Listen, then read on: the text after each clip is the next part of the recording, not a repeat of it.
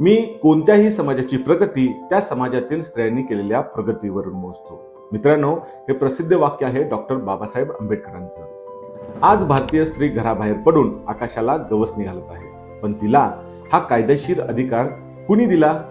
ज्या काळात स्त्रीला दासी मानलं जात होतं, त्या काळात तिला पुरुषाच्या बरोबरीनं संपत्तीत, लग्नात आणि समाजात अधिकार मिळावेत म्हणून एका मंत्र्यानं आपल्या पदावर लाथ मारली. आजच्या भागात आपण पाहणार आहोत भारतीय स्त्रीचा खऱ्या अर्थानं मुक्तिदाता कोण, हिंदू कोड बिल आणि बाबासाहेबांचा तो अभूतपूर्व लढा.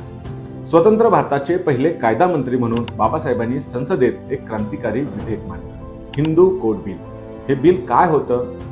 पहिलं म्हणजे स्त्रीला वडिलांच्या आणि पतीच्या संपत्तीत समान वाटा मिळावा म्हणून, तिला घटस्फोटाचा अधिकार असावा म्हणून, एक पत्नीत्वाची सक्ती असावी म्हणून, स्त्रियांना दत्तक विधानाचा अधिकार मिळावा म्हणून. थोडक्यात सांगायचं तर हजारो वर्षापासून मनुस्मृतीने स्त्रियांवर घातलेली बंधनं तोडून त्यांना माणूस म्हणून जगण्याचा हक्क देणारं हे विधेयक होतं. तुम्हाला वाटेल की इतक्या चांगल्या बिलाला सर्वांनी पाठिंबा दिला असेल, तर नाही.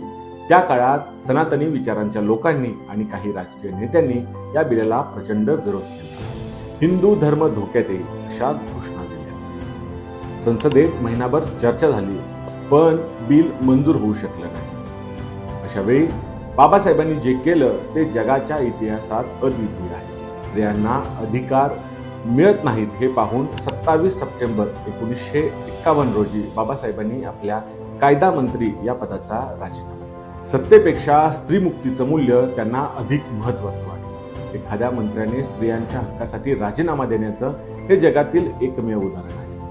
बाबासाहेबांनी राजीनामा दिला तरी त्यांनी लावलेली ही विचारांची ठिणगी भिजली नाही. पुढे याच बिलाचे काही तुकडे करून हिंदू विवाह कायदा, हिंदू वारसा हक्क आणि दत्तक विधान कायदा संमत झाला. आज जर भारतातील कोणतीही मुलगी आपल्या वडिलांच्या संपत्तीत हक्क सांगत असेल तर त्यामागे बाबासाहेबांची लेखणी आहे.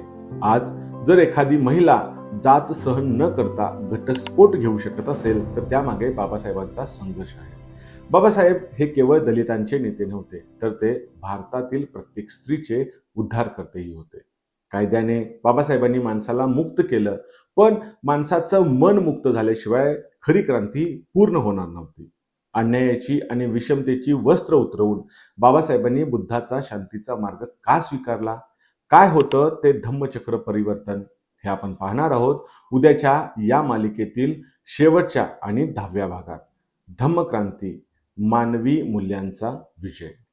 हा व्हिडिओ तुम्हाला कसा वाटला हे आम्हाला नक्की कळवा. हा व्हिडिओ प्रत्येक भगिनीपर्यंत पोहोचवा, जेणेकरून तिला तिचे हक्क मिळवून देणाऱ्या या महामानवाची ओळख होईल. धन्यवाद.